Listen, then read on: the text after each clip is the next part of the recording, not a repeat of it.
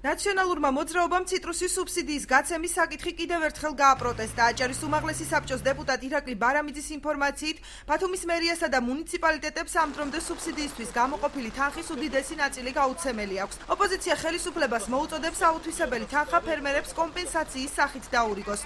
ბარამიძის განმარტებით სუბსიდიის საკითხი თავიდანვე არასწორად დაიგეგმა, რადგანაც დოკუმენტაცია, რომელსაც სახელმწიფო ითხოვს, ხშირ შემთხვევაში ფერმერებისთვის მიუწვდომელია.